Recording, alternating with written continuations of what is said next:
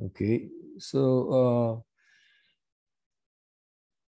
since the new economy, agriculture came in, and this was the point that they started controlling the nature.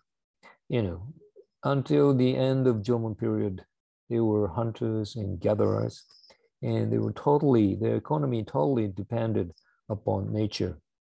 So it wasn't stable at all. You know, it's all up to nature, natural conditions.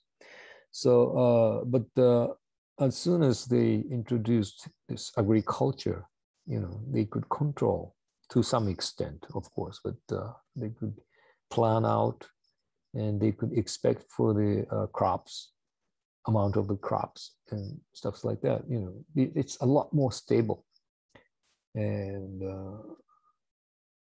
compared to Jomon period. And the good thing about rice is you can store rice grains, you know, the crops for a long time, and it's nothing like acorns, you know, it's different. And also you can make them in quantity. If you have a big land and enough water source, you can grow them in quantity and get the crop. And that became the property of the people and the settlement. And also, the good thing about the rice is give you high energy, high calorie, and also it's good to eat, tasty. You know, we still eat rice even today because it's tasty and very efficient way of gaining energy. So it was like a dream for Jomon people. You know, they never expected anything like that, so they jumped to rice cultivation, and that was a natural thing, I believe. It was too late, you know, in the world. By more or less 10,000 years ago, everybody just rushed to agriculture. And except for Japan, except for Jomon people, they didn't have to, because it was the natural environment was so rich in Japan compared to any other parts of the world, and so much diversity of food resources, mountain, plain, ocean, and also they had a good quality water, abundant, good quality water, enough rainfall, but not too wet. You know, all a balanced nature was very, very rich. And then temperature wise, it's not too hot, too cold. You know, everything was in balance and so much diversity and so on. So they were living in a rich environment, so much rich environment, and they didn't have to depend on agriculture. They didn't have to control over the nature.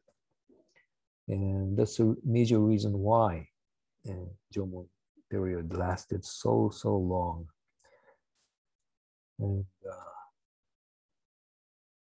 that's one thing really important when you talk about the Jomon culture. It's an essential part of Jomon period. And so they never did control over the nature before, even in Paleolithic period and Jomon period. But it was the first time they started to control over the nature somehow.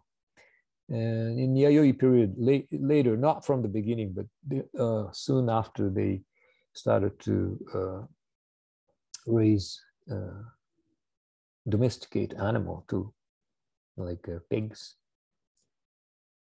And pigs are the species which is the descendant of wild boars. But it doesn't mean the Japanese Jomon time wild boar became pigs. It's not that way. They actually introduced pigs from the continent too in later time. You know, the gene-wise is different from Japanese wild boar. So anyway, so that's also another way of controlling the nature and controlling their diet. See? And but of course, some of the Jomon people did revolt. I mean, you know, they not all of them just accepted the new culture right away. You know, some of them showed some resistance, so to say. Like in southern part of Kyushu, southern island, Kyushu area, they towards the end of the period, they started to make more and more figurine too. The number of figurine increased, and so they wanted to stick to Jomon culture, Jomon tradition, you know, because the new culture is coming toward them, and they saw it, of course, and they were very tense, I guess. You know, if you have to face the total different culture in front of you, then you have tense. You have to protect your tradition and things like that. So that happened actually in some parts in Japan, in some Jomon settlements, latest Jomon settlements. Another case is in Tokai, southern part of middle part of Japan, and on Japan Pacific side, Tokai area. And there's a river, Tendyu Gawa, Tendyu River, flowing out to the Pacific. And on the east side, there's a Jomon settlement. On the west side of the river, there's a Yayoi settlement of about the same time, you know. And it's really dramatic. But in Jomon settlements, they started to make a lot of arrowheads. That never happened, almost never happened in Jomon time. They never made so many arrowheads in quantity. They only use it for hunting, so they didn't need too much arrowheads. But this settlement made hundreds of arrowheads, you know. So it's pretty obvious that they were ready for warfare, you know. They were ready to fight because other strangers are coming and living right in front of you. So that kind of thing happened, of course, in parts, but most of German people just accepted everything right away. And this rice cultivation was so charming, of course, and this spreaded all over Japan in very short time. Not all over, of course. Like in Hokkaido, northern island, it was too cold for rice growing, so they could not accept that. So they continued something like Jomon, called Zoku Jomon, and continuous Jomon period, we call. But until the Tohoku, northern part of Honshu, the rice spread so fast, especially on the Japan seaside, northern part of the island, the coastal area, because they had this boat, you know, dugout canoe, and dugout canoe is so fast. You can it's paddling, only paddling. They didn't have any sail or anything, but they were paddling. But it's faster, a lot faster than walking, traveling on feet. So this rice cultivation economy also went so fast towards the northern part of Japan too. And Yayoi period is not a long time. It's about, let's say, 700-800 years only lasted for that short time. But it's also separated into 3 periods: Zenki, Chuki, Koki, for early, middle, and late Yayoi periods. And in early Yayoi periods, they knew this rice cultivation in the northern part already. So how fast it went, we can tell. And And I mentioned that the secondary tool tradition just was banned, except the new other type of secondary tools that was the tradition of the continent, of course, came in. Some of them are like weapons, like daggers, swords, ken とか刀とかね, and spears, not for hunting, but for the warfare, arms. But some of them seems to be really big. You know, you can't really use. I've shown one picture last week of one burial, a guy's skeletal remain with a huge weapon. You can't use it. It's too heavy and big. And that kind of things appear in Yayoi period. And obviously, they're not the arms in use, and they're symbolic things. And symbolic things in Yayoi period means personal things. That's the sheer difference from German culture. In German time, like symbolic things like pottery designs, they belong to not to the person, not to the leaders or other person, but the community, right? That symbolize the community. But these things, especially the metal ones, metal made bronze ones, belong to the person, mostly the leaders, those who had the power. So you can tell the change of the social system and also this ownership system too. You know, everything changed. And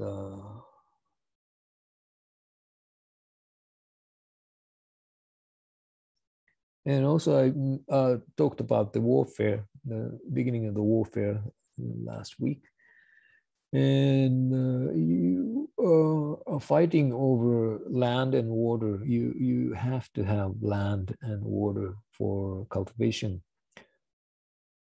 And the crops became property. And that means you have a different amount of property, depends on the settlement. Some settlement may have big crop, big storage of rice. So they're very stable, you know, for next year and things, but not the others. Some other settlements may not have that enough crops. You know, those differentiation, the different amount of crops, different area of land, different amount of water sometimes, you know, because you're dragging water to your rice paddy, the irrigation system, 灌漑設備ですね. And but you're getting water from the river, and if the settlements increased along the river, then everybody would pull the water from the river, and the river water would be short, you know, if you're living in downstream. 下流にいたらね.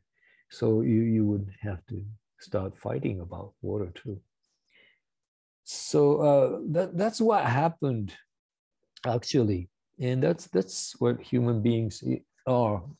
And this warfare started from this period. That's lasted for a long time, even until today.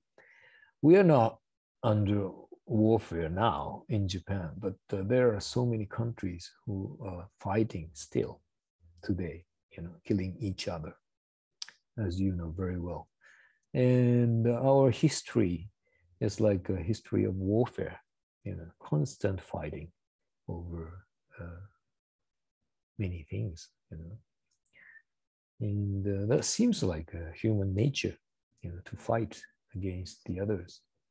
And that never happened. I mean, not in big scale. The German people did not fight in big scale. They didn't kill out the other settlement or anything, you know. because the one thing is they didn't have to fight over the resources. As I mentioned, they had so much rich ecosystem, so they didn't have to fight.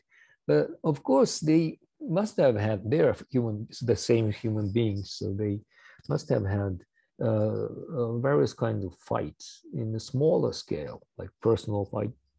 Of course, you can't deny that, but we don't have the evidence of that in terms of archaeology. And also, probably this was right that German people thought it's a lot better to share instead of fighting. Fighting, maybe you can get more stuff by fighting, but you could lose by fighting too, of course. It's not really good.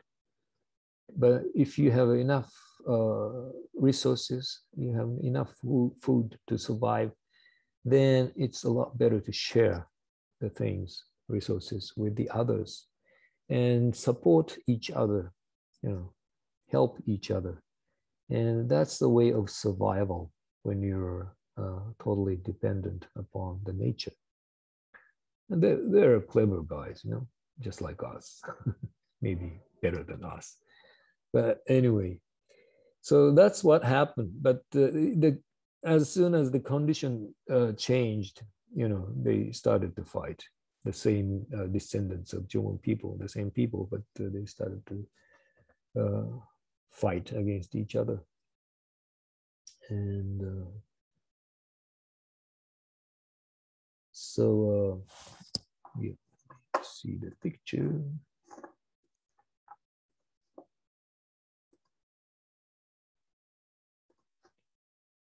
Yeah, this is the settlement in Kanagawa Prefecture, Otsuka site. And it's totally surrounded by this moat. 堀で囲まれてるんですね。That never happened in German settlement. We haven't found any moat or ditch around the settlement in German time. And practically almost 100% of the settlement in Yayoi period, they are like this. So they were afraid of the attack all the time. And economically, they became more stable compared to German, but socially, they were not stable at all. Yeah. And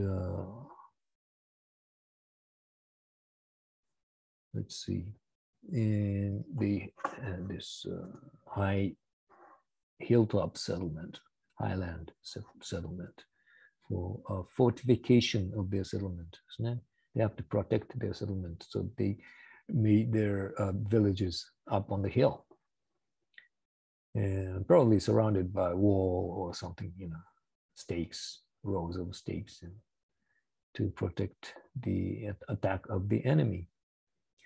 And in daytime, they will come down from the hill and work in the lowland rice paddy and make rice and other crops. But at night, you would go up the hill and enclose everything and protect themselves through night.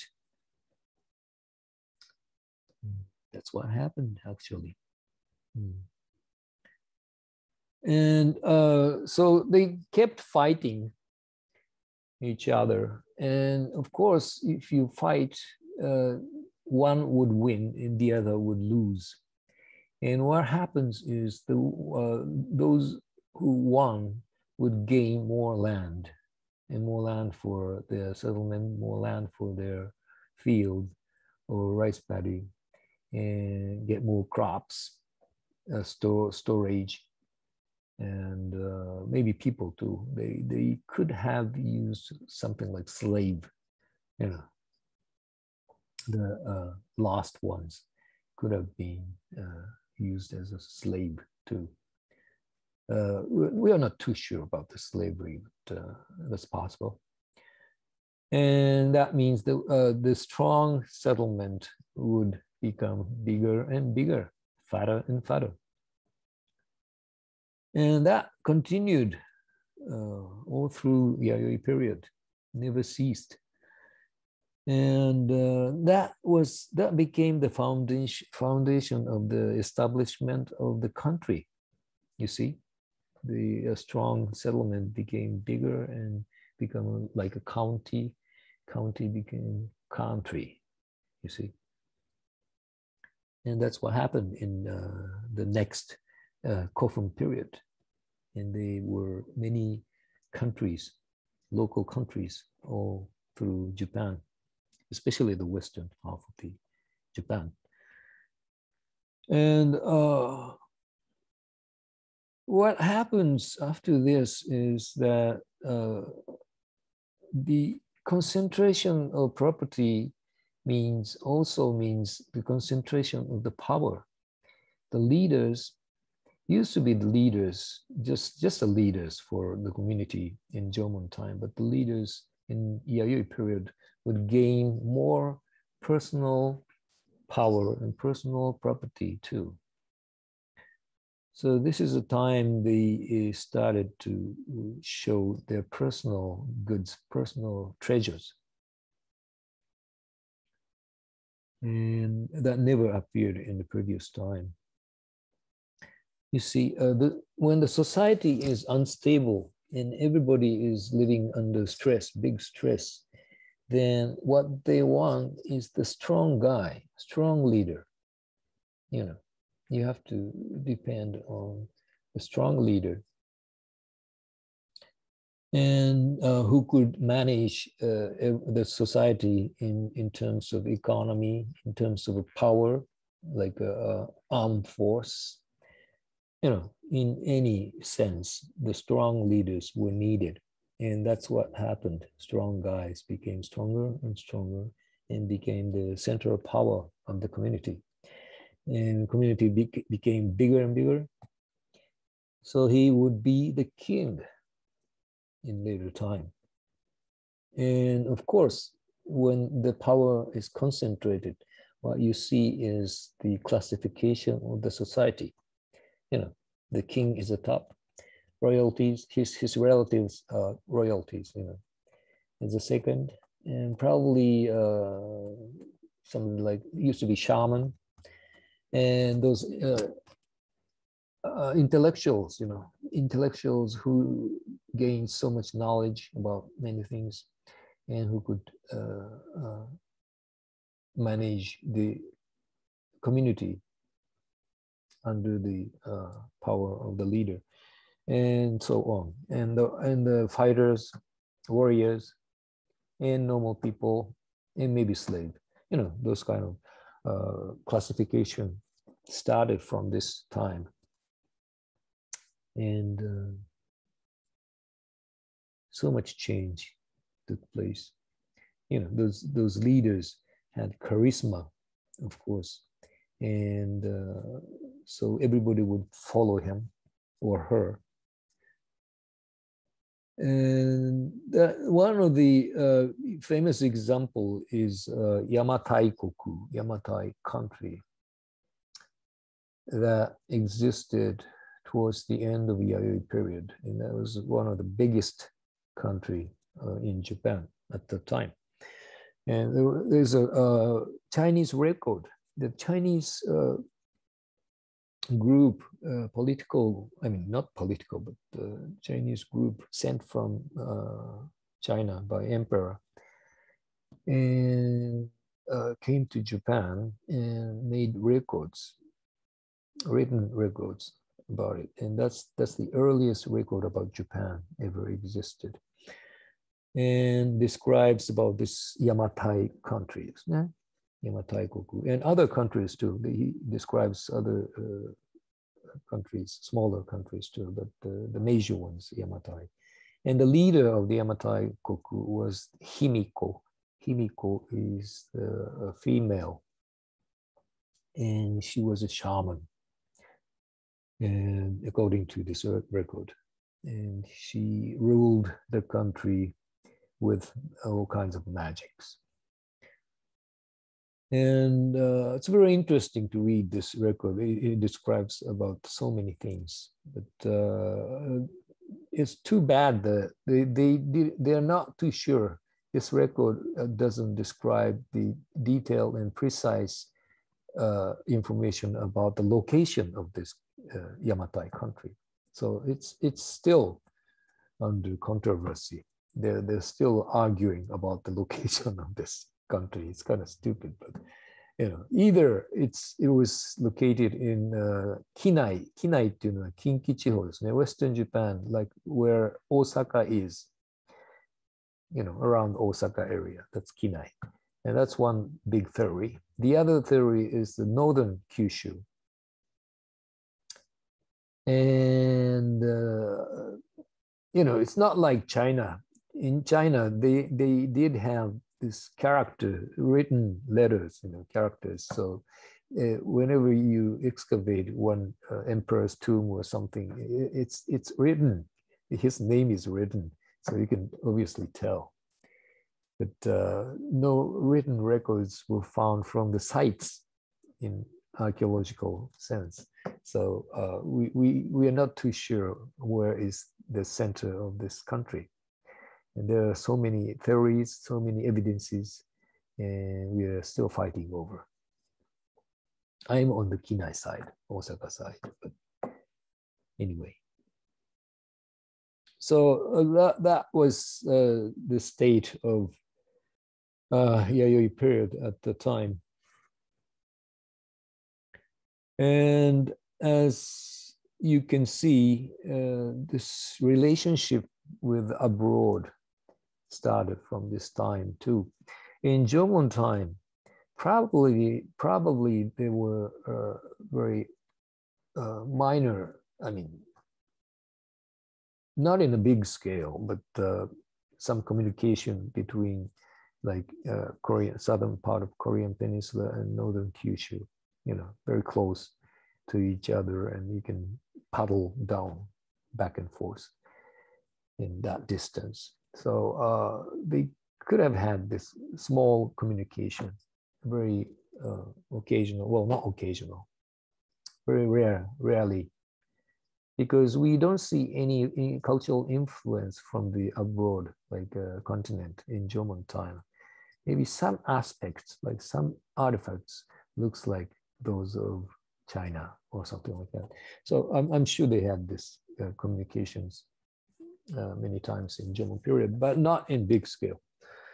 But from Yayoi period on, they started to officially communicate with the other country, and like China, mainly China, of course. The China was the biggest one around the Eastern Asia at that time. And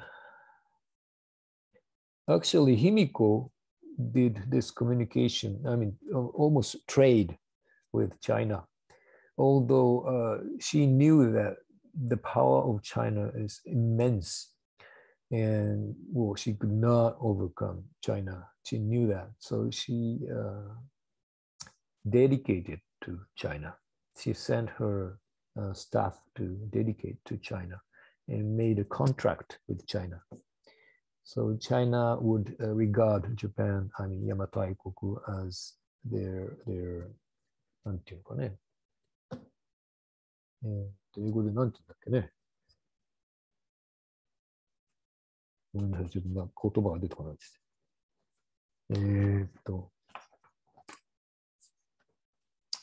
Well, one of the groups, group members, not the major members, but the local outskirts members.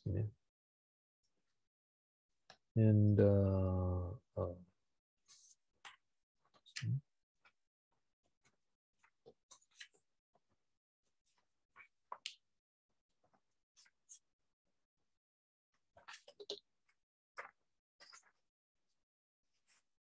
let's see. Yeah, tribute relationship, that's the word. Tribute to the China, emperor of the China. And so they gave various goods to China, and Chinese emperor gave her 100 mirrors, bronze mirrors, for the proof of this relationship and stuff like that. And well, I'll show you the mirror later in the picture. And they had also, they made some relations to Korea too, Korean countries too. So that's what happened. Anyway. Fighting, you know, this is a huge personal belongings, you know, owned by this guy. And this is a symbol of the power. And material-wise, as I think I showed this one too, but Yayoi pottery is totally different from Jomon. The type of the pottery is different too. This narrow neck one are called jars. Jar hardly appeared in Jomon period because they were not. They were designed for storage of grains. You could store some liquids too, but mainly they used it as a grain storage. And of course, Jomon people did not have to have that. And regular pottery, this is a cooking pot. Looks like a Jomon pot, but less decoration. And design is so simple. You know, the Jomon pottery design was something like added value, isn't it? Because they were merely cooking pots and didn't have to have any decoration on the surface, but they decorated it. That was added surplus decoration and surplus value. They had this value on this decoration. They had this specific meaning to it. And there was a community symbol too. But in Yayoi period, as you can see, no design, I mean, no decoration. So that kind of value was totally lost in the Yayoi period. They did not have to represent their community with pottery design. Representation of their community is the leader, you know, and leader and his properties. So that's totally different. And but still, Yayoi potteries are very beautiful, you know, in a sense. And it's a different beauty from Jomon culture. Jomon culture was the beauty of this added surplus meaning or value. But Yayoi beauty is the sheer functional beauty. Kinobi desu ne. Very functional beauty. So fundamentally, the concept of the beauty was also changed, I think. And they were painted red. That's the same as Jomon people. You know, Jomon pottery, many of them were painted red. So that kept going, but not the major part of the pottery culture. And localities, it's quite different. I think I explained about that. So painted red. This one's not, but well, not always, but this Tokyo one is also painted red in the lower part. Let's see. So they're beautiful, but they're functional too. And they have no surplus value. They did not add any surplus value to those potteries. They're very simple and very beautiful functionally. Okay. And various types of other shapes of the ceramics came in from the continent because, you know, in China and Korea, they made so many other types of pottery. And of course, they all came into Japan. And let's see. Yeah, we talked about this reaping knives. mostly made of stone. It's not really reaping. I mean, it's not a cutting tool, you know, it's a dragging tool. There's no blade. Looks like a blade, but it's not. And some of them were made of shell. And let's see. But of course, it's in the earlier part of Yayoi period. And soon after this metallurgy, yakin desu ne, handling of metal like bronze, and soon after the iron metallurgy came in, especially the forging technology for the iron became very popular. And bronze is superior to stone tools, of course. You know, compared to those things, bronze tools must be sharper and lasts longer and stuff. But even metal, I mean, iron tools, far more superior. You know, it's harder, a lot harder, sharper. But it's very difficult to make metal, iron tools because for the bronze tools, you only have to mold it, you cast it, you know, make a cast with a stone and engrave the stone and just pour in the molten, melted bronze into, and that's all. But for iron, you have to forge it. You have to pound with a hammer, and also you have to have a higher temperature to melt the iron compared to bronze. So it's sheer technology that came in from the continent. And so as a result of introduction of metal, especially iron, the efficiency of the cultivation rate was raised so high, and you get more and more crops, and the country became fatter and fatter, as well as the warfare. You know, the weapons were made in metal, so you can kill more people with metal sword, metal dagger, metal spear, and metal arrowheads, you know.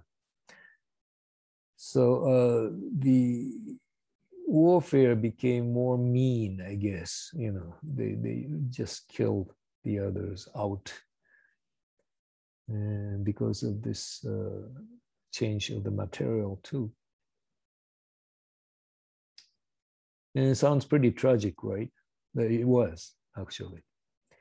But they expanded their population because they had this food and they could survive, and they could get more food from those who lost. So,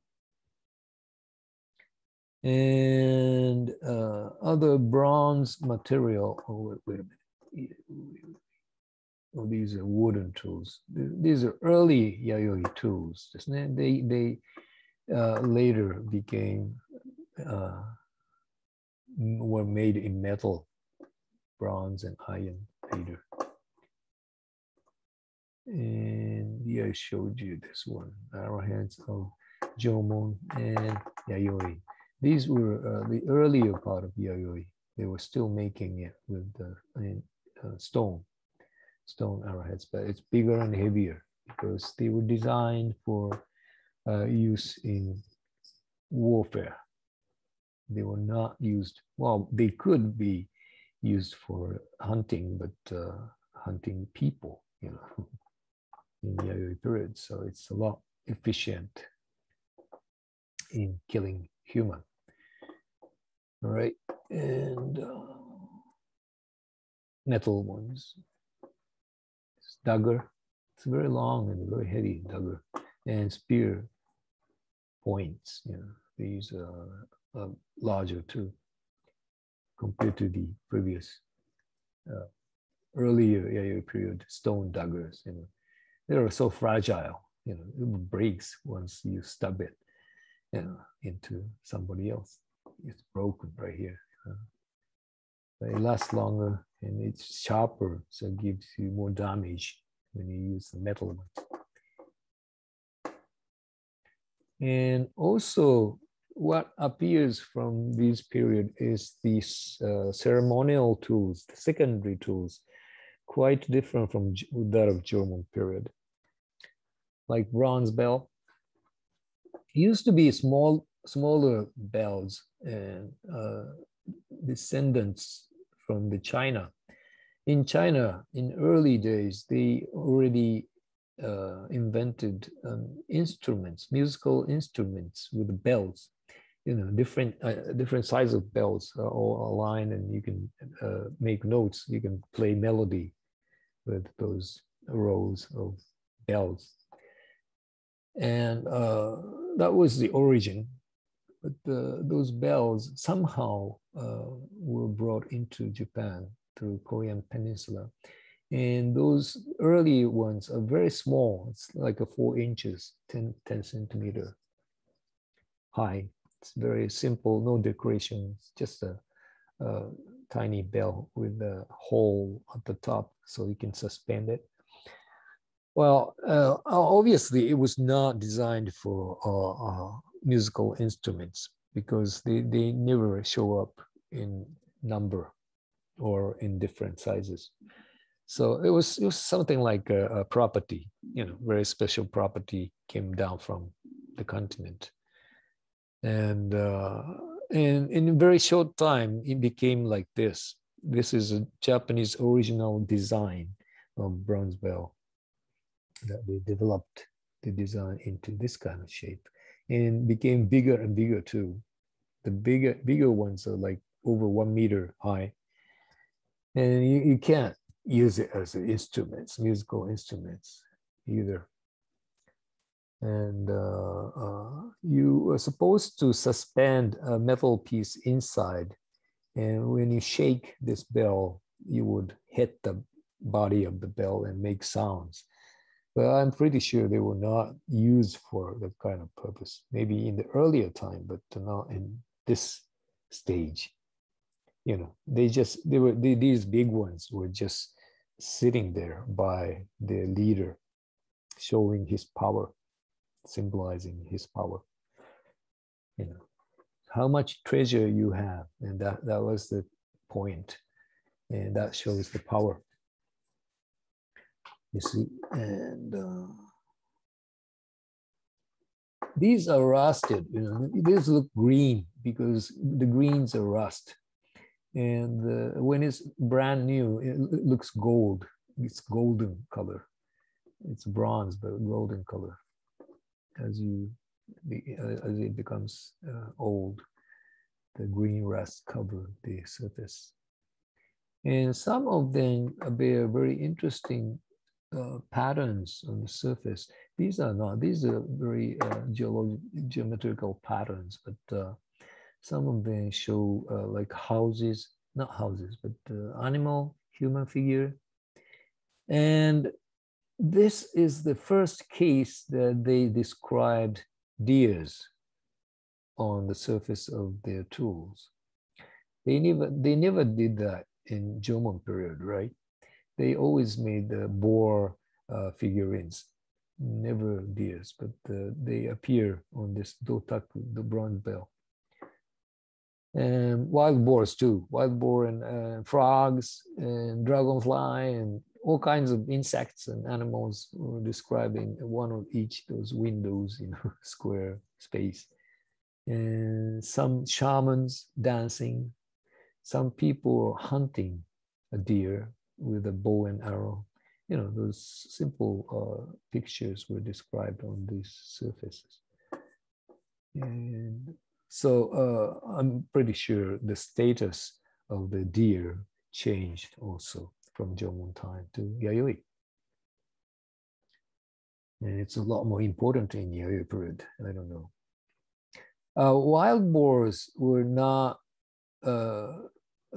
preferred by Yayoi people, probably because they eat up the crops. You know, they bother the field and eat the rice and other crops, grains. So wild boar, very close being of the Jomon people, became the enemy of the Yayoi people, I think. Of course, they ate them too, but not as much as Jomon. Right?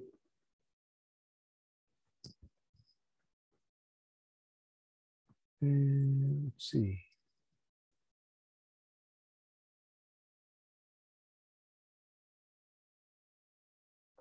Anything else?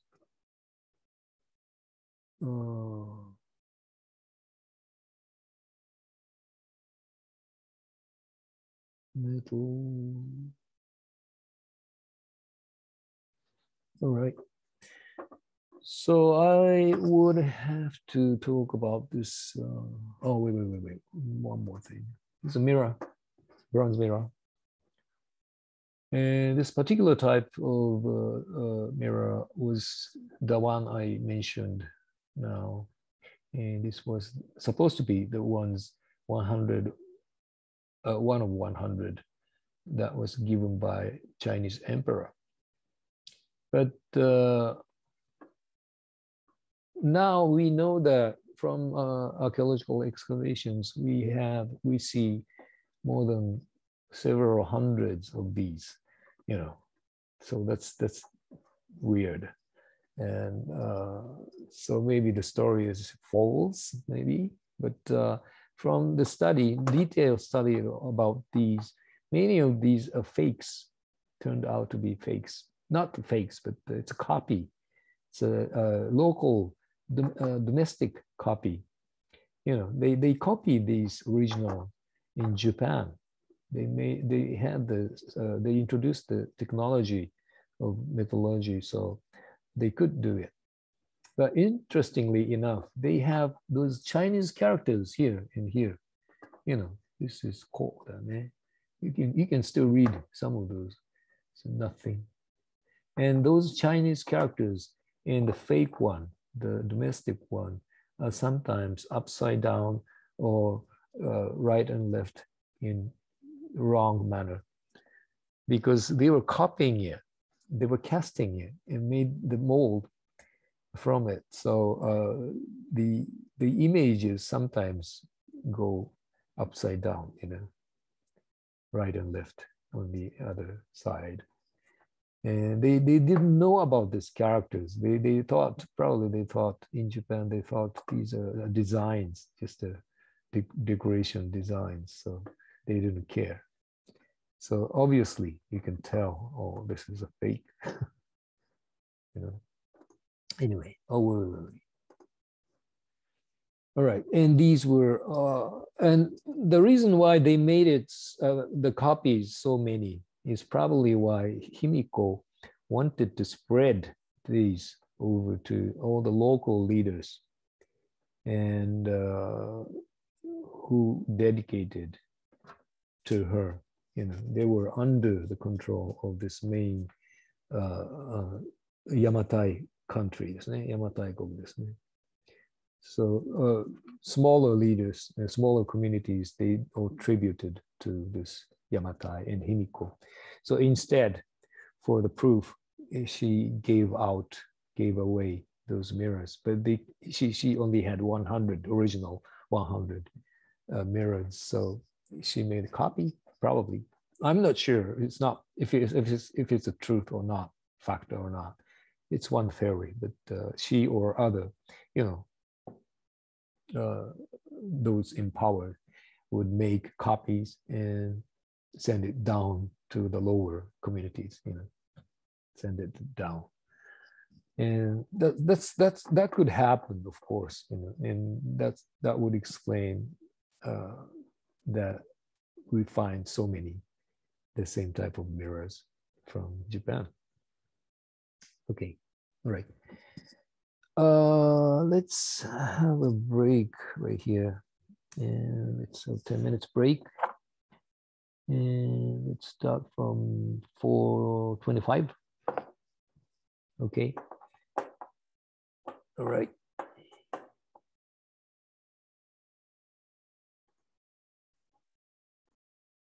All right. The one you're looking at is different kind of ceramic. It's called sueki and belongs to Kofun period, after Yayoi period. And this gray colored, dark colored ceramics is the tradition of the continent and Chinese peninsula. Came in Kofun period. And this is totally different from, well, this is not the real one, but this is the one I made. This is a simple earthenware. Suyaki desu ne, suyaki no Jomon type pottery. Totally different in quality. And earthenware, it's very soft. It's hard, but you know, doesn't give you a very sharp tone. While this kind of things, can you hear the sound? More metallic sound. That means it's harder, a lot harder than the earthenware. It's made in kiln, 窯ですね、窯の中で焼く。The earthenware is baked in the open fire, but this is baked in the kiln. So the temperature is higher and makes the harder ceramics. And that's Korean technology that came in. And this kind of specific type of ceramics became the personal belongings of the leaders at the time. Okay. And Yayoi people did not about this yet. But still, those special things from the continent, whatever that is, became, were owned by persons, leaders in power. And so many change took place from this Yayoi period because they just abandoned the tradition and changed the whole system, including the thoughts, concepts, and everything. And they had to do it, of course, because one thing happened was the agriculture. That was a big thing, of course. And it's different from hunting and gathering. And hunting and gathering, you don't have to do it all the time. You know, when you need it, you go hunting. When you need it, you go collecting food. But not every day, not throughout the year. But agriculture, you have to do it almost through the year, every day, from morning to night, evening. You know, and it's all planned and it's all systematic. The labor became systematic too. And it's so much labor in agriculture. You have to, you know, prepare the land, you know, cultivating, make the land, earth soft, and plant seeds and water them and pick the weeds, and you know, have to take care all the time. And you have so many things to do, so many work to do, and you have to have specific knowledges about this agriculture. And that's totally different from what they did in Jomon period, you see. So they were, in Jomon time, they were looking at the environment, total environmental, all the time, because everything could be related to their being, you know, their survival, their resources and things. So they're always paying attention to the world everywhere, you see. And so they knew, I'm sure they accumulated so much knowledge about the nature, about the animal, about the plants, and, you know, climate, and of course there's astronomical knowledges, you know, rules and everything, you know. So the world was their teacher, and they accumulated so much knowledge in Jomon time, I'm sure. And I'm also sure that they named everything, each single plants and trees and animal, of course, and even insects. They all gave names, I'm sure, to distinguish. But the story changed from Yayoi period. They didn't have time and energy left for that. You know, they were devoted into agriculture. They had to do it. So they had no time looking around.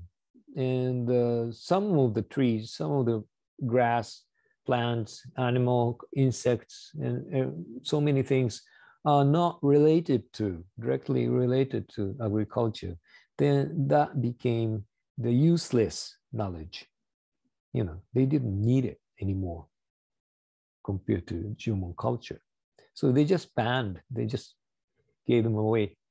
They forgot it, lost it. You know, I think that's what happened. So their perspective of the world became narrower down to agriculture or other labor, specific labor like metallurgy, making bronze tools, making iron tools. You know, so the jobs, those labors were also separated. You have to have very specific knowledges and experiences just to make iron tools. So you will be the specialist, you know, for the bronze specialist. You know, that's what happened. The agricultural specialists, most of them are agricultural farmers. So the entire construction of the vision, perspective, and knowledges, and everything changed in style, and system was changed. So their vision became narrower. So they didn't have to look at the other things, you know, the Jomon people always looked around. And so they only accumulated the limited type of knowledges agriculture, knowledges iron making, and stuff like that. That's what happened. And so entire view of the world changed from the previous time. And that was a big thing, I think. And more efficiency was asked. You know, you have to be more efficient about growing rice, you know, making iron tools and stuff like that. So you have to, you know, devote everything into those labors, specific labors, and that took away the spare time and spare. How do I say, spiritually, of course, too. You know, you don't have any spare anymore. So you're just working all the time, just like us today. You know, well, that was a big difference, because in Jomon time they could have more spare time. They could have more time to develop their ideas, develop their technology tools and stuff like that, because they had this spare time and spare energy. But I don't think they had that much of spare time and energy in Yayoi period. They had to really devote into their food making. And so they lost all the creativities. Remember the Jomon culture?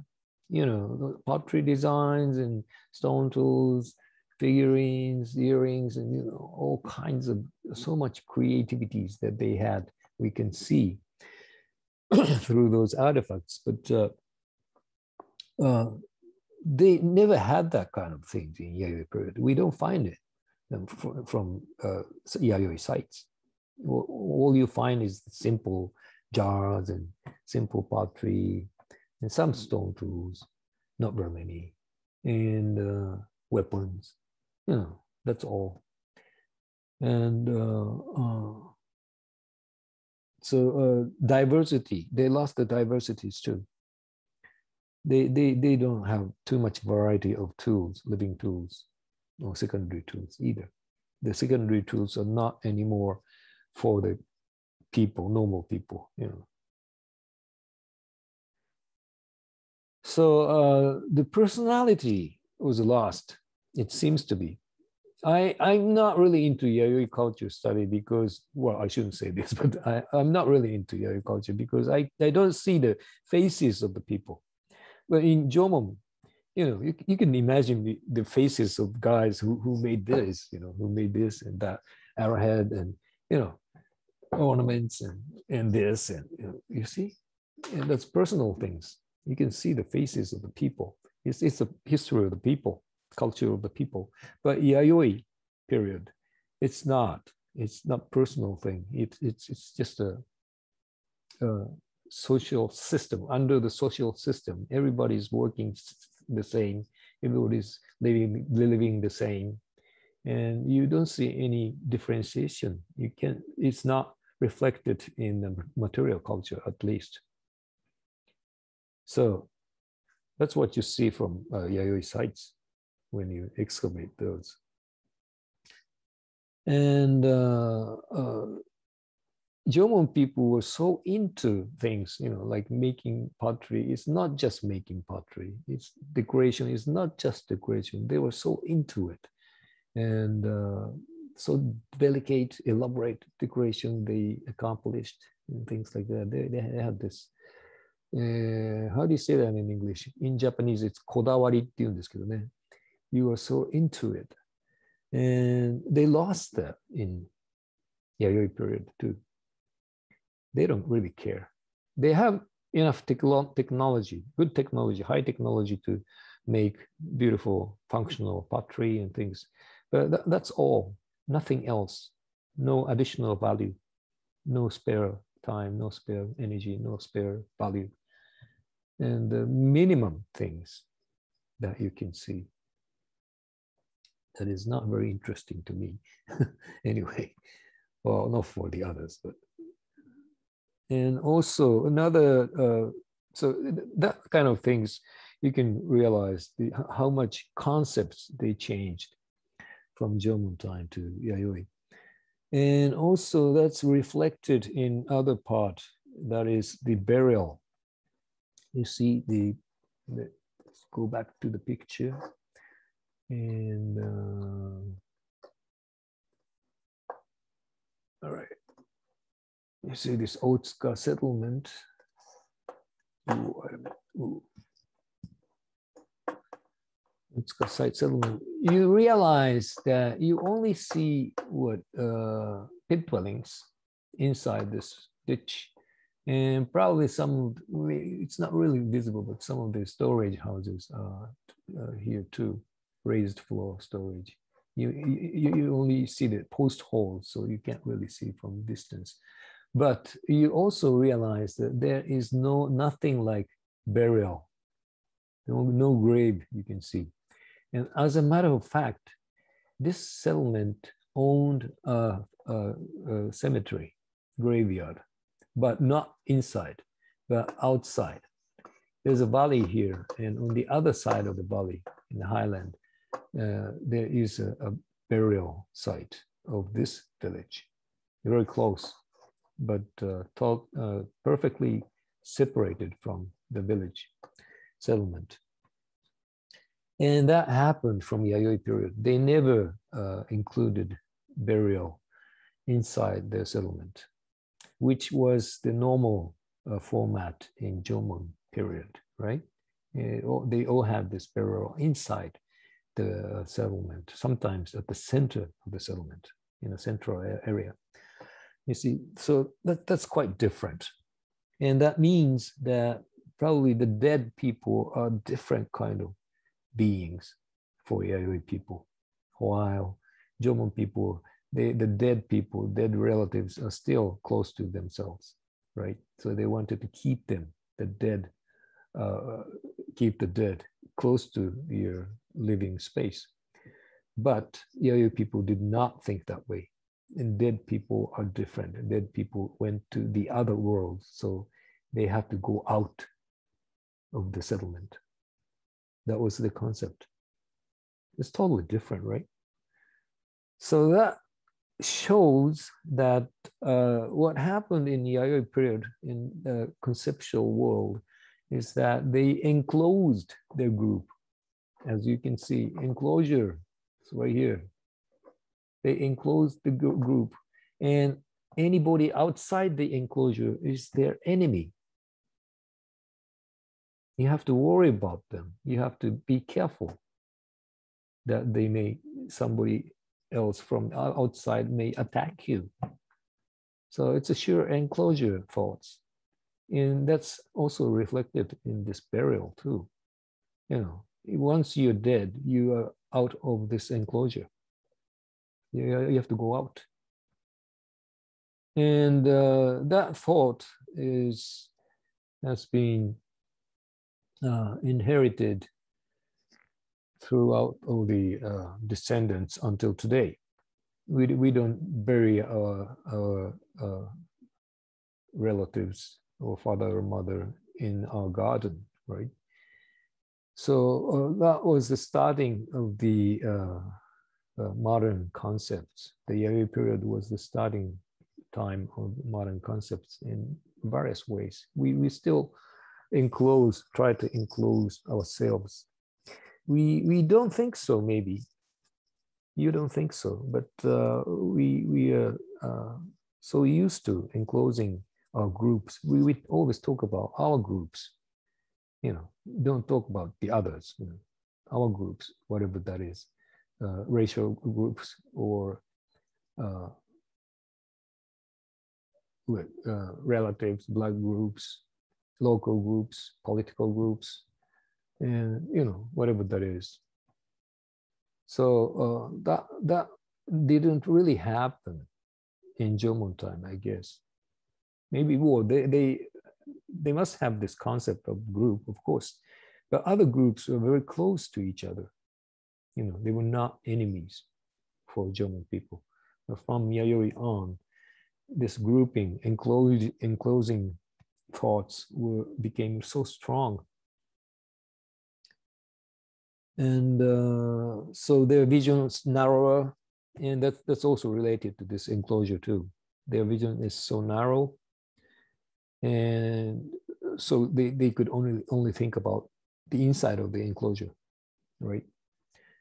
And they didn't have any spare time or energy or custom to think about the others, And that's what all happened in the Yayoi period. And that's what I mean by total change of the culture from Jomon period. All right. So anyway, and so the stronger country became bigger and bigger, and finally became Japan. They made up this political governmental system. They made up a law from Nara period. And that was the starting of the country called Japan, the history of Japan, right? And by the way, let me show you the next Kofun period stuff, which is, this is a mountain, the largest mountain, Kofun in Japan. This is designated as a world treasure, historic treasure a couple of years ago. And this is a huge thing, huge grave, and surrounded by double, triple moat. It's water here and here and here, and the banks, and the entire size is like 800 meters. It's a huge thing. The mound itself is over like 520 meters long. It's bigger than the Khufu pyramid of Egypt. You see, and how many people worked? How long did it take to make one of these? And you realize those tiny forests around here and here, here. And you see, these are all mountains, small mountains surrounding this huge one. So this obviously was one of the most powerful guy in power, probably one of the emperors, early emperors. And we call him Emperor Nintoku, it's a tomb, but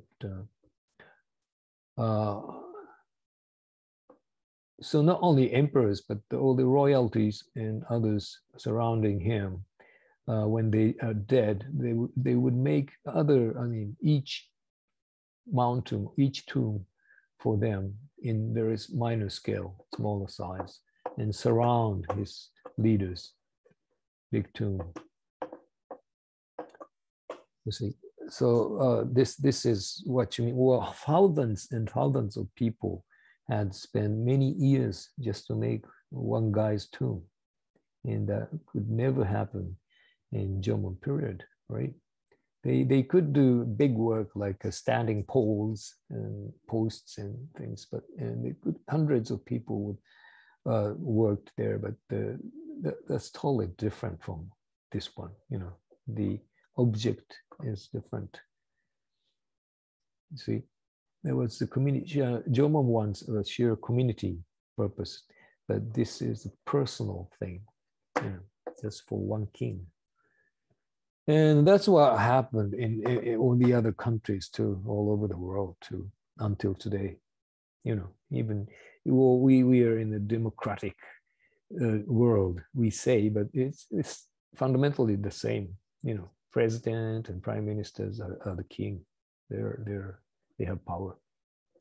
Anyway, so that's how the history goes after this. And so anyway, they strengthened, they made it strong to protect their own world, own enclosure. They're more selfish, they're more ego people. I mean, human beings are all stand on ego, but the ego ego came out on the surface, you know, very visibly.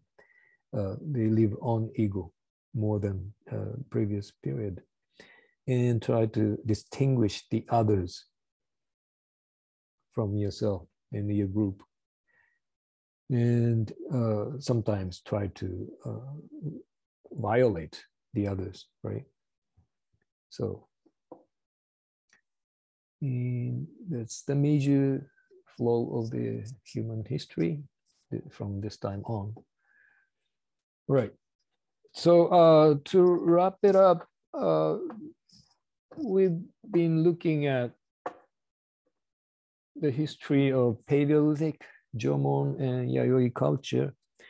And the major point was the environment. Of course, the environmental change was so drastic from Ice Age to warmer age and to different culture, Yayoi age.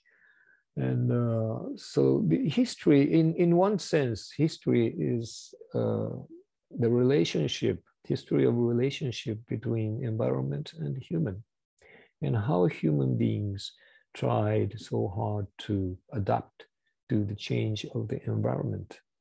And we've seen that a lot, you know. And to, you know, the history is so complicated, and we can't just make it simplify.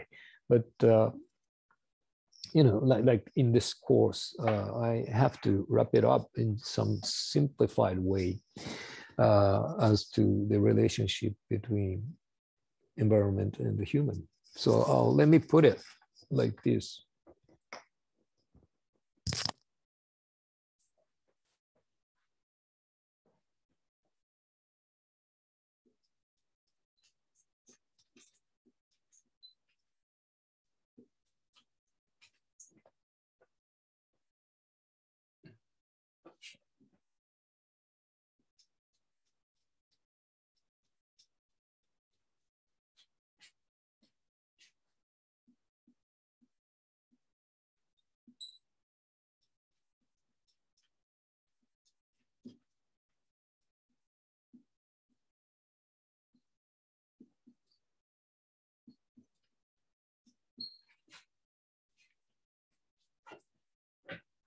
So in Paleolithic time, the environment was so harsh, very cold, Ice Age, and the impact from the environment, the nature, was very big, very strong. Like this kind of arrow I would draw onto human beings, right? and they're trying so hard to survive, but they could not make so much impact on the environment. You know, they just try to survive and try to live only. You know, they couldn't make too much activities, too much developments in culture-wise. But in Jomon time, the glacier period ended, and warmer, rich environment was accomplished. So still, they had so much strong impact from the environment on human beings. But at the same time, they tried so hard to adapt to, you know, each change of environment. And so it's almost the equal relationship between environment and human. They are balanced. You know, this is a good word, balanced.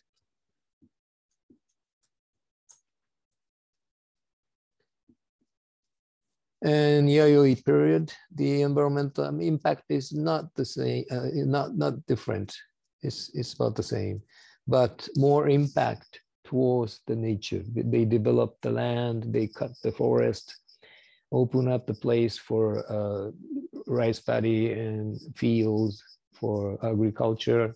They wanted more land for domestication of the animal, and they control the water source with the irrigation system, kangai desu ne, and so on. So they made so much impact toward the environment. It's stronger.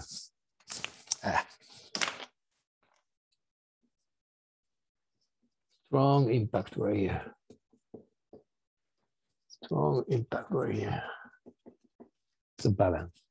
So let me make it so simple, but this is the major change in major history of the relationship between environment and human beings. And that's what we've been looking at. Okay? All right. And from Yayoi on, these relationships became more and more unbalanced. As you can tell today, you know, we are almost overcoming so much environment. I mean, well, I wouldn't say nature, because we are still a small and weak being, human beings are, and we can't even avoid rain, you know, rainfall. We just use umbrellas, you know, to avoid getting wet. And that was the same as the ancient people who used the big plant leaves over your head to avoid the rain. That's the same system. And we have not made any progress. And disasters, calamities, earthquake, volcanic eruption, and tidal wave, landslides, and heavy rain, storm, and what? Whirlpool, whatever. We can't do anything. We just die out. Every time that those disaster happens, people die. Even today, we are the most advanced human beings, but we can't overcome those power of the nature. But we are trying to control so much over the influence today. Okay, that's our history.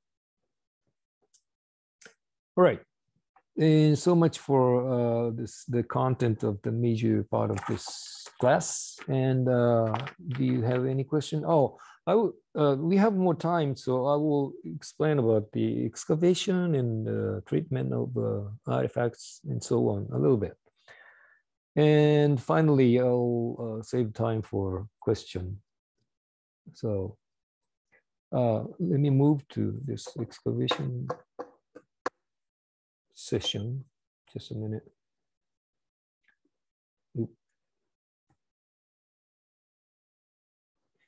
Wait.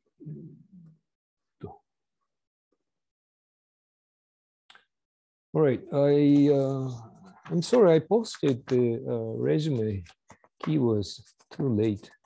I did that this morning, so you might not have seen it yet, but installation and lab work, laboratory work. All right. Okay.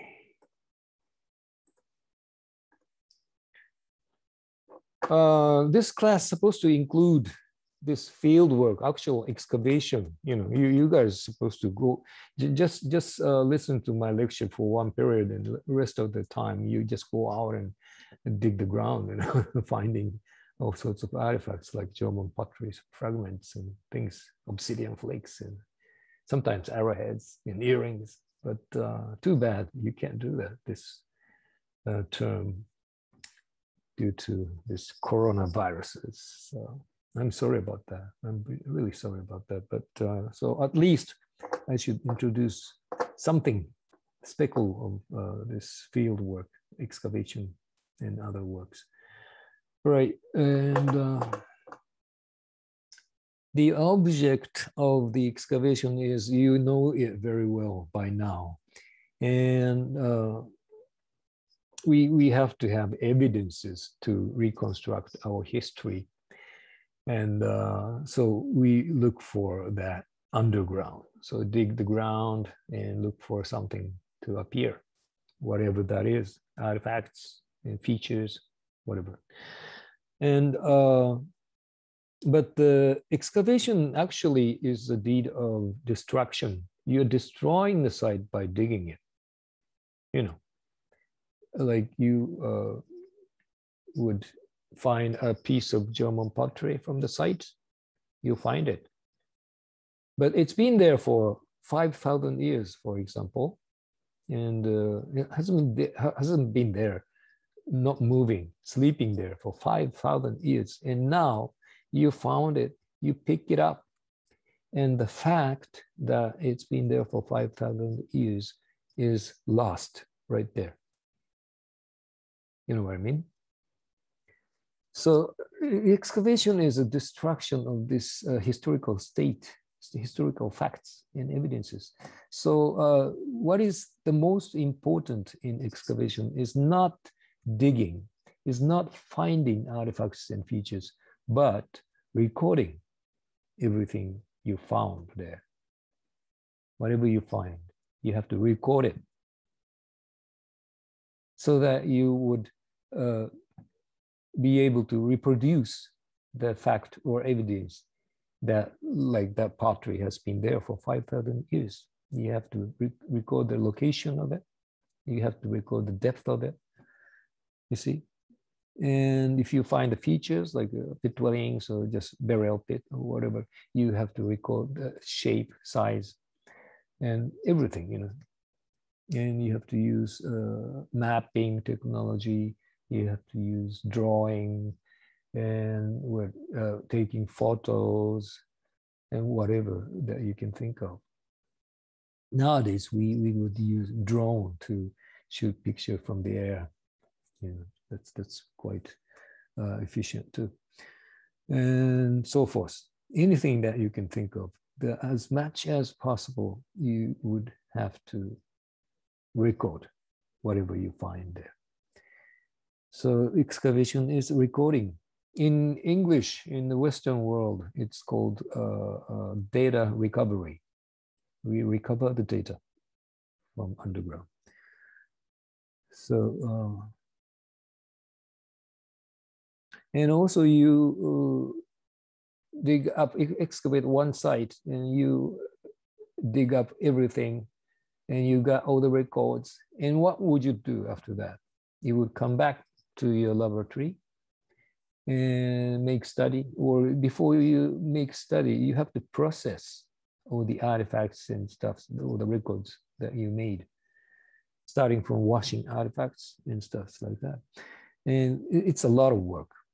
If you excavate, for example, like 3 months, for 3 months, then you would have to spend processing work for like 9 months, 3 times longer than excavation.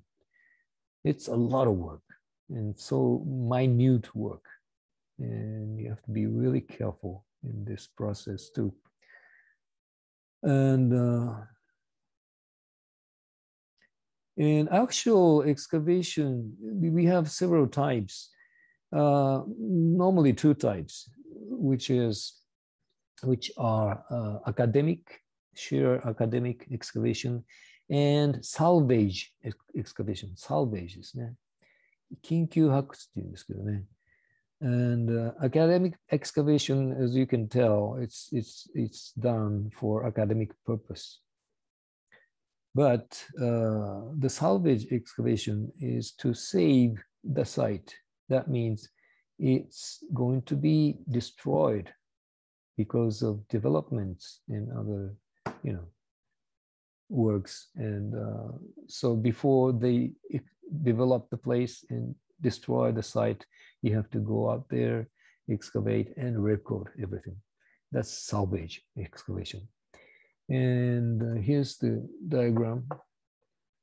Number of excavation growth. And the back there, the long ones, long poles, showing the registered development, number of registered developments. And if the developments were done in a site area, designated site area, then you have to go out, excavate the place to see if what's in there, And if it's not in the site area, you just go for development, and you don't have to do the archaeological work. And the center one, these are the number of the salvage excavation. And in front, there is a column you can't hardly see. This is the number of academic excavation. Its academic excavation is less than 1% of the entire dig in Japan. It's hardly done. Well, so our educational purpose excavation carried out in ICU is one of the academic excavations. So it's a rare case. And most of the cases are the salvage. You have to save the site because so much development takes place in Japan every day, every year. So you see the growth of the number as it is until 2017. And it's not really growing today, these years, because of the lower economy. And this is a high time of the economy, bubble time. And I've seen some of the gorgeous excavations spending millions, But anyway, we don't have that anymore, too bad. Anyway, so that's what happens in Japan now. And you would firstly try to find the site, and before you register the site area, you have to find the site area. So you go out and walk around and trying to find the surface material. And if there is a site underground, and if let's say like 10,000 artifacts are buried underneath, then maybe less than 1% of them appear on the surface. I think I explained that in the final class of the Paleolithic period about the distribution of the artifacts. It's not flat; it goes up and down, and some of them are digged up by moles and rats and rabbits and raccoons, and and the roots, tree roots, and all those natural force would move around the artifacts a little bit, and some of them would go up, and only part of them would show on the surface. So once you find one fragment of Jomon pottery from one area, then you would know that there is a site underneath. That's how you find the site. And every municipality units, they have a board of education, which includes the cultural property section. And this cultural property group would hire archaeologists normally, and they would do this kind of work. And they have made up of the site map, site distribution map of their municipality area. And it's been done for entire Japan. So we now know where to dig and where not to dig. And then if any, when any development plan rise up, and they have to check, they have to announce it to the municipality. So this section will check the location. And if the development is going to be in the site area, you have to go out, dig the ground for test excavation, preliminary excavation, shikutsu desu ne, first. And if nothing happens, if nothing comes out, nothing important comes out, then you would be able to develop the place. Go ahead. But if artifacts and features come out, you have to go into the real excavation. Honchosa desu ne, real excavation. That's the flow of the normal excavation. And you plan out the excavation, because in salvage excavation, you don't dig the wide area, big area.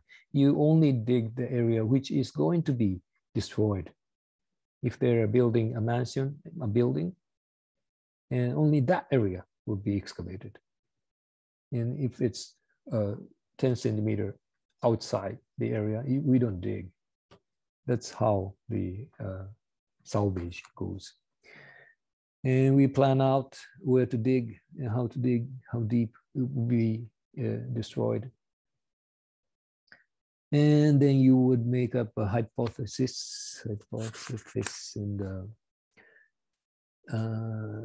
what would be come out, because you already have the information about this site map, and what would you find, you would already know to some extent. Then you go up, dig, and find the reality, you see, and you predict, and you will see the facts after your excavation. Anyway, and this is totally a legal thing, and you have to follow the legal procedure. You have to submit papers to the municipality of, like ICU belongs to Mitaka City. You have to go to Mitaka City, and Tokyo metropolitan government too, also. And we have to report. Then they will give you permission to excavate. You can't excavate without permission. It's forbidden strictly by law. Law of cultural property, protection of cultural property. It's established in 1950, but we're still following that, of course. And then we would get the permission and start excavating. We would clear the site first, of course. In many cases, the place is overgrown, you know, the grass and trees and, you know, birds and everybody, but you clear the site. This is where you were going to dig. This is on campus. It's deep in the forest, as you can see. And every year, in the spring term, when you come back, it's overgrown. It's full of grass. You can't see the ground. So you have to start cleaning the place. And then you would decide where to dig, and you would hire a grid system. And you have to have the grid system means you have to locate every single artifact. So you have to have a standard, two-dimensional standard, which is later time you would use the map, standard map, and put all the data into the map. So you will see the absolute location of each artifacts you find. That's a grid system. And also the height, the altitude standard is also set along this area. You see the stake like this. This is the border stake of this excavation area, the corner. But there's another stake that shows the standard of altitude, hyoko genten. So using those, and you will get the three-dimensional recordings of whatever you find. And you see it's not really digging in this area. The soil is very soft and tender, and you don't have to really dig into it. And what they're holding is like a hoe, クワみたいな道具ですね。It's called a jolen, and it has a very thin iron plate with a sharp blade. So actually what they're doing right here is not digging, but scraping the surface by millimeters. Thin scrape, like peeling skin of the surface of the soil, so that you will be able to find tiny object like obsidian fragments, millimeters, sometimes. They do find those small ones too by digging carefully in this manner. And this is hand digging. Actually, this area, the round area, is pit dwelling site. And students are in there and digging with a trowel. 移植ごとでね、hand digging をしております。And you see those tags, white tags, and they're attached to the bamboo sticks, 焼き鳥の串でね、bamboo sticks, which represents the location of artifacts. Whenever you find artifacts, you don't move. You check it and you put it back to the original location and stop this bamboo stick and the tag. And the tag is showing the number of the artifacts. Every year we give number from number 1 all through 400, 500. And we would name it by number, name each artifacts by number and register it and record it by number. All right. So various ways of excavating. In this manner, you will be able to find more minute things. Very slowly, but fine excavation can be done this way by hand digging. And something like this. These are pottery fragments, Jomon fragments, isn't it? And this is other site that we excavated last year. This where they're building a new faculty house at the south side of the sports ground. And that was a site we dug, and we found about 6 pit dwellings from there. We weren't expecting that, but we were surprised to see those scattered pit dwellings. And as I mentioned before, pit dwellings were after use of a habitation as a habitation place, it's recycled as a waste place. And this is what you see. These fragments of pottery were broken potteries dumped into the fill of this. This is the floor of the dwelling, original floor. But you see the fill above it. And these are in the fill. So as the soil came into the pit, they dumped things into the pit too. You see this pot and this pot is the same pot. It's the rim and undecorated area and code marking area. So this would fit together. And sometimes this happens, hardly. Mostly they were abandoned in fragments. They were broken pieces and useless tools and stuff like that. But sometimes unbroken tools like this. Maybe this part is broken a little bit. The decoration cord band is, clay band is lost, but the vessel itself is not broken at all. You see the red in bottom, black in top, the actual use mark, remember? And so I think I explained about this, the complete pot. Sometimes we find, you just abandon all your set of pottery probably every year and renew everything every autumn, something like that. Probably, we're not sure. And we don't find it too much, the complete pot. I've been doing this for 40 years, but I've only seen 3 or 4 of them. This is the 4th one. So it's not very frequent thing, you know, it's quite rare. You will see this in a museum later, sometime in the future. We're still working on this processing artifacts. Okay, and recording. This is a plane table. I think I explained about it, didn't I? Showing this tiny metal piece tool. This is alidade, you know, with a tiny hole and hairline.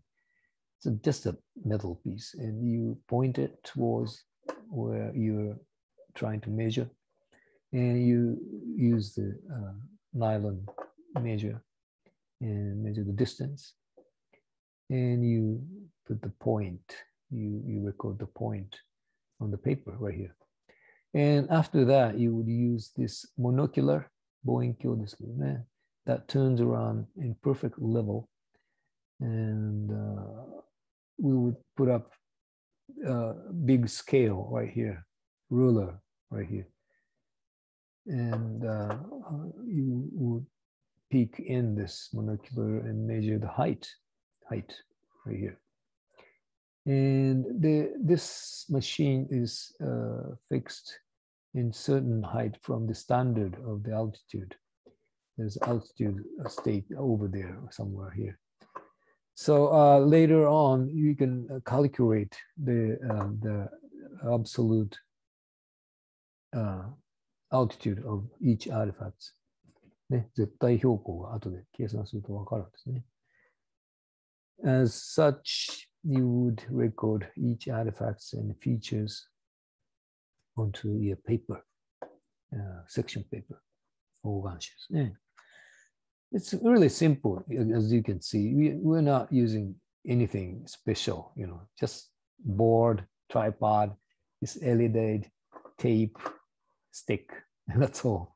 And this machine.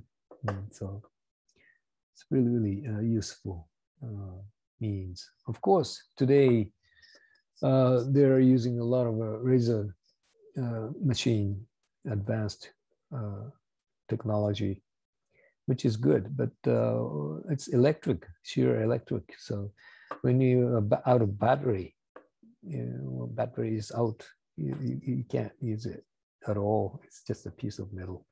So this, I like this. This is very basic and very primitive, but very accurate and very easy. Anyway, there are other ways of recording. So many ways of recording those artifacts and stuff. Right. Also, so anyway, you excavate and find things and record them and over again, and every day from morning to evening, you know, that keeps going. And also, you would have to observe this stratigraphy, and sometimes you will make a deep hole. It's a deep pit of about 4 meters from the ground, and you will see all the layers, stratigraphy, various colors, and these are loams. And this is the Jomon period layer. And underneath, these are the Paleolithic layer. You see how much difference in time compared to the Jomon layer. It's only 10,000 years. And we record all the layers, and we also take samples right here. You see a line, and you take samples from this column, 5 centimeter each, 5 centimeter, 5 centimeter, and they're all numbered and brought to their lab. This analysis is done by the company, analysis company, and that does all kinds of scientific analysis. And we always ask them to analyze the soils That includes a lot of pollen, Paleolithic pollen, so that you can tell story about the environment, paleo environment, 古環境ですね. And also other things like diatoms and other stuffs that I explained before. And that's inevitable. And also by recording those layers in various sites, we can compare the landscape of each period, you know. And this may be high, this may be low in other part of the area. So we, for the comparison, we always make these records too. Just a minute.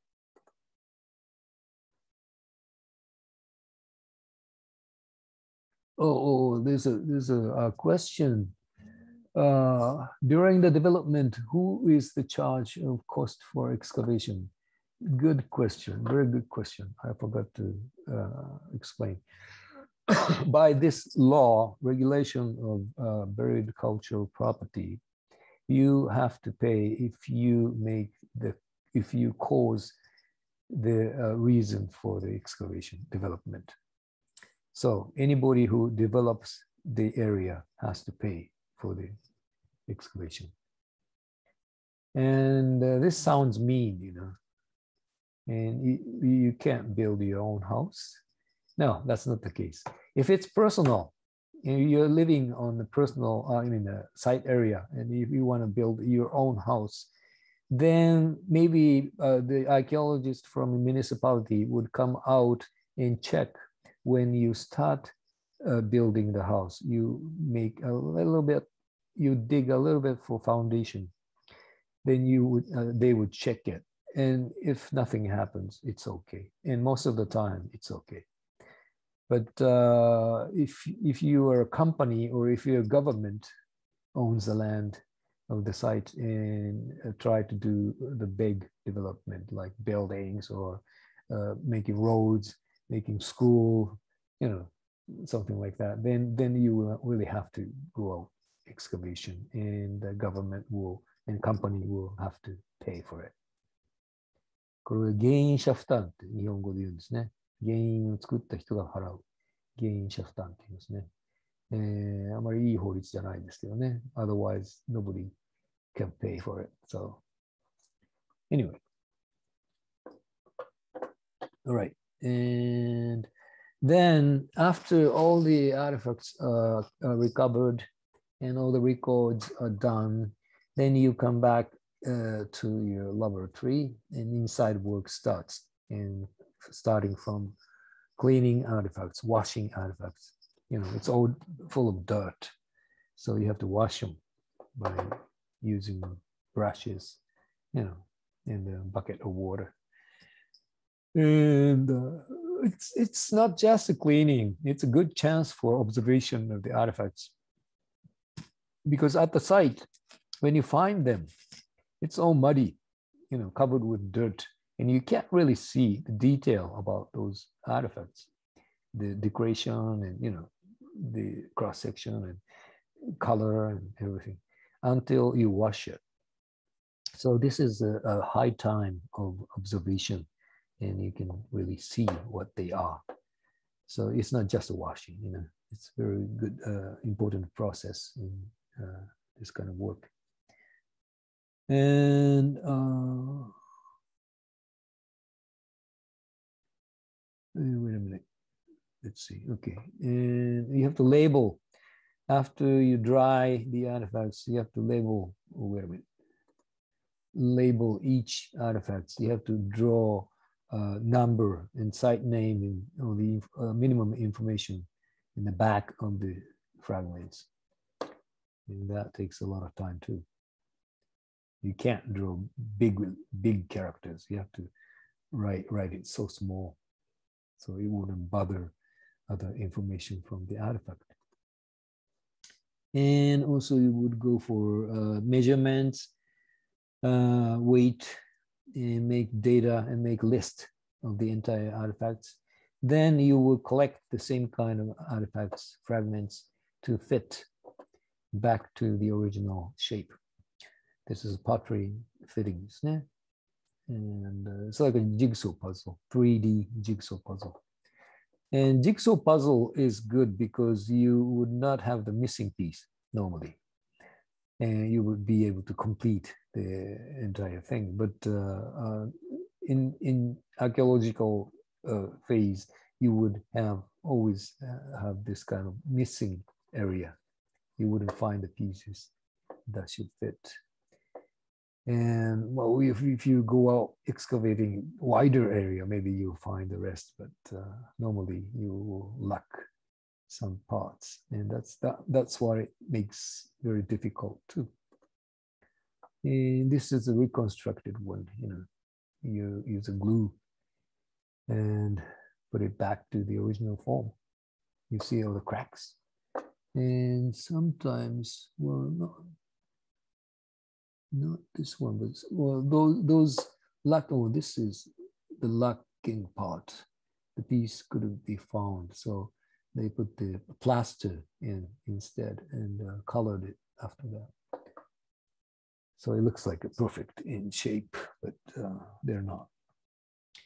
And also drawings. This is from the feature recording. You make the drawing of the feature. This is a pit dwelling. The plan,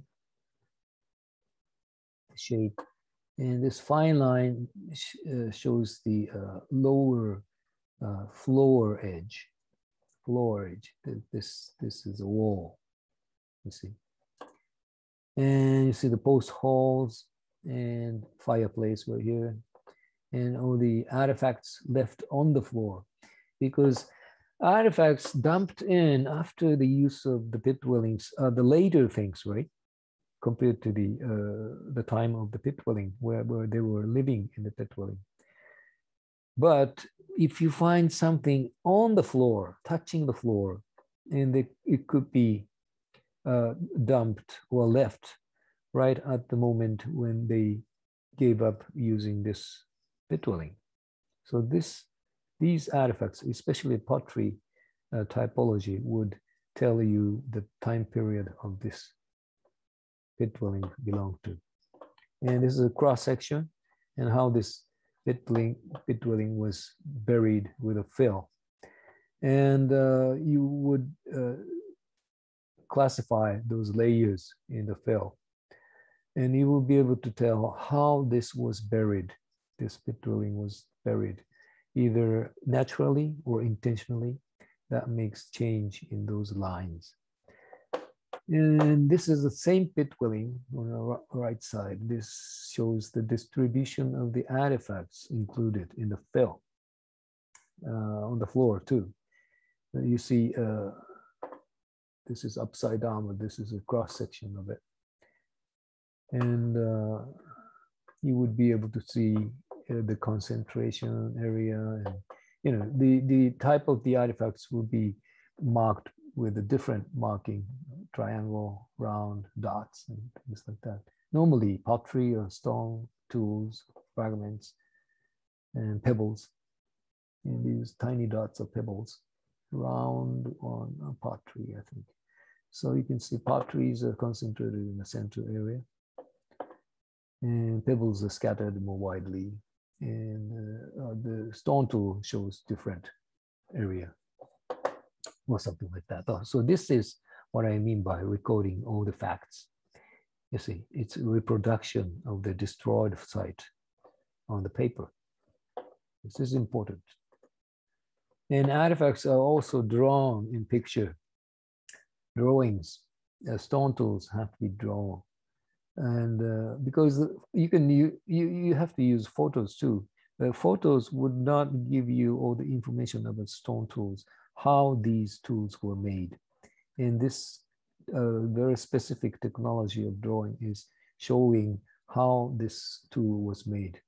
And this face was punched from this side in this direction. Looking at these lines, you can tell. And this face was punched from this direction.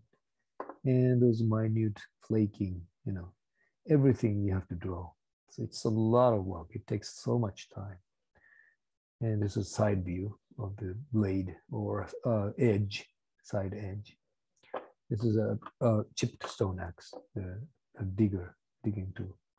And pottery as well, like this. You know, those lost pieces. And those minute patterns, decoration patterns, can be reconstructed in those pictures precisely. You can't tell this much from the picture, you know, it depends on the direction of light. So, and ink squeeze.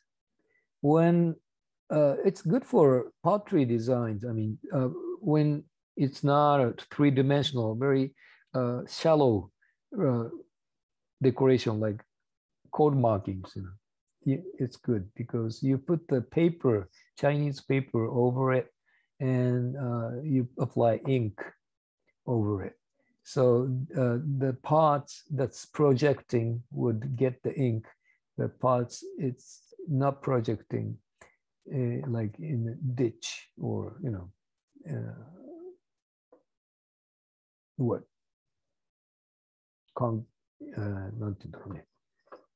Would not get the ink, and you would see the three-dimensional image from those. And this is really good, especially on the very flat piece like this. You know, incised line and code marking, so clearly shown. And you can't see that if you take picture of this fragment. You can't see this clear. And outstands the decoration in black and white. So traditionally, we use this ink squeeze so much. It's very good. But it takes a lot of time and very specific technology too. And so summing up those data and drawings and, you know, map and everything, and we will make up a site report. It's a book. So you destroy one site by excavation and you record everything and you put it into the papers and make a book. So this book site report is a replacement of the destroyed site. So whenever you destroy, I mean, whenever you excavate one site, one report has to be published. And it takes so much time and energy. So archaeological work, in fact, is very, very tiring and so much labor. So, and also, sometimes you find something really important here and you would want to preserve. And this is bracelets on your arm bone. And this is a burial in Okinawa, one of the remote islands, deserted island in Okinawa called Gushikawa Island. And it used to be a burial place in sand dune, Sakyu no ne naka ni ohaka ga atte, and of the Yayoi period. And this is a Yayoi skeletal remain with bracelets, shell bracelets, you know, very fine, very thin bracelets, and it's so easy to break after 2000s of years. And it's in sand dune and very fragile bones. As you can see, it's all broken in pieces. So they decided to preserve it, and they applied resin and other preservatives to consolidate the entire thing. 固めてね、置くんですね。Then, including sands, they consolidate all the sands so that bones and artifacts wouldn't move, and then cut out the area. And this is what it is. They cut it out, and they're finishing with the other kind of resin and glue, and be exhibited in the museum and other places. That could be done in various manner. And also, this is what we've just done last year.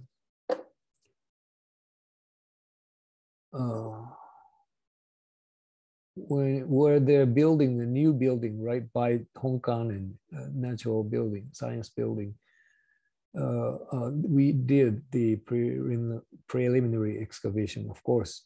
You know, it was a little bit out of the site designated site area, but very close to the area. So I decided to excavate and found various things, including modern things like ICU artifacts or Nakajima airplane company artifacts of the wartime, World War II. And as I mentioned, we always make this deep pit. It's a 4.5 meter deep. And this time we decided to make this stratigraphic model. So 土層の剥ぎ取りって言うんですけどね。What you do is clean the stratigraphic wall very neatly, nicely, smoothly. Then apply this, this white thing is the glass wool, and apply resin over it and cover entire thing with this white resin. And you dry it and just peel it off, and the resin would hold the earth on the surface. So this is what you see. This is what you get. All the earth attached to the resin and glass wool will come out. And this is the real stratigraphy of the real earth and loam. 標本ですね。剥ぎ取り標本って言いますけどね。And we are going to exhibit this one in the new building, which they're building now in a couple of years, maybe. So you'll get a chance to see one of these. You see those tones are also included, you know, how strong the resin is. Oh, wait. And also in some cases, when the site is very important and you have to preserve the entire site, then you might be do this kind of thing. This is a reconstruction of the entire village, including various pit dwellings. And this is a case in Iwate Prefecture. And you see, if you just see the open pit, big pit, and just tell you that this used to be the pit dwelling, you wouldn't get the image, reality, until you make this. You know, you just reconstruct everything into the original form. Then you will get the image of this house and this village. You would see the landscape, original landscape of the Jomon village, right? And in most of the cases, they would make the entire thing into the park, historic park or archaeological park. And it's good for, dedicated for educational purposes, of course. And sometimes you make it something bigger like this, mountain, huge thing, you see. And normally the mountain is, well, we've just seen the Nintoku, the huge, biggest one, but it's just a mound and covered with trees.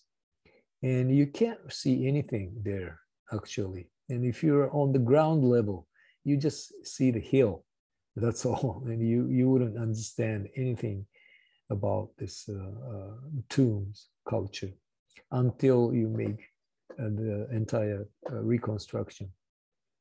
And the surface was all covered with stone. And on top, there's a alignment of a haniwa, the clay figures of various symbols of status, symbol of the power of the one who's buried here. And you see the keyhole shape, round and square keyhole shape. This round part is the center, main burial area. And this square area is the ceremonial area when they did the funeral and things. Funeral ceremony was carried out. And this was also made into a park. You see all the fences and walkway and staircases too. You can go up there, right there, and go up there to the top of the grave. You can step on the king's grave. Anyway, so this is very good for educational purposes and publication. You know, everybody would understand, oh, this was the mountain. All right, so let's dedicate for the society. And you would exhibit all kinds of artifacts, reconstruction, whatever that is, in the park or museum, or various kind of museums that small one may belong to municipality, bigger ones belong to the states or national. All right. And also we would carry out how do I say this? It's a meeting for learning about the site. While you're excavating in some pit dwellings and other good things show up in very interesting site to see, then we would invite people like students or faculties, or sometimes outside people, normal people in group, and explain about the site. And that's also good for this educational purposes. All right. And experimental classes, workshops would be carried out by those municipalities and museums. So kids would come gather and try to make pottery, try to make magatama and stone tools and things like that. Or you try to imitate the hunting and use bow and arrow and throw spears, you see.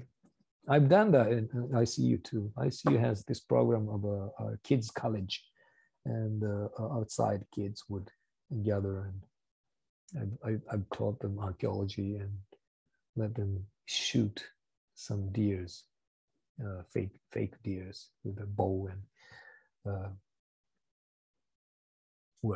spears or something like that. We've done the cooking workshop too. We've done the jomon nabe. We cooked jomon goods, jomon food with pottery and things like that, and try to make fire, build fire. You know, all sorts of things. You would learn so many things when you do it, when you actually do it. When you hear about it in the lecture, you wouldn't get the image, real image, so much. But as soon as you do it, actually, you experience it, you will learn a lot more. And that's another important things in archaeological activities. All right. So that's all about it.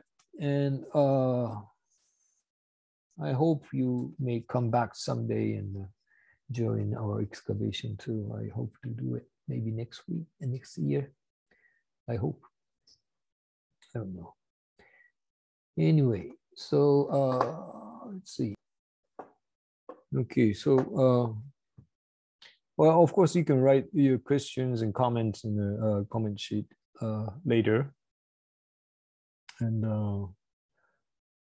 I will try to answer that later. And, so rest of the work is the final report. You're gonna have to work hard.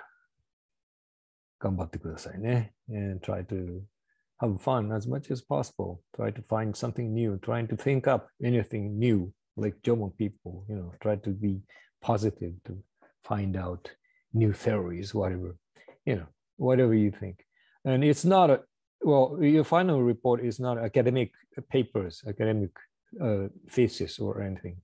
You can write anything you want to, and your ideas, your impressions, whatever, if you have the evidences and if you can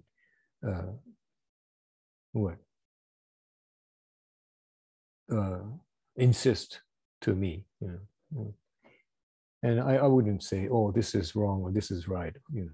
I wouldn't evaluate in that sense. So I would evaluate how much you're enjoying about studying this archaeology class. So that's all for this class, and thank you for joining. And I'm sorry about this Zoom trouble at the final stage. And also, let me apologize again about my low-level English. I had to stop sometimes just to remember words. So sorry about that. Okay. So work on your reports. And 25th is the deadline. All right, so I'm looking forward to reading reports. Okay. So can I finish it now? Is it too early? Any comments, question? Okay. All right. So I hope to see you sometime, and hope to see you in the field sometime, but on campus at least. I've never seen your face, so I may not realize if I pass you. Okay. All right. And see you around sometime. Okay. Thank you. Thank you. All right. Thank you. Thank you. You're welcome. Thank you. Thank you, No. Professor. Yeah. Okay. Now I'm wearing magatama, so I'm as strong as wolves. Okay. Bye-bye.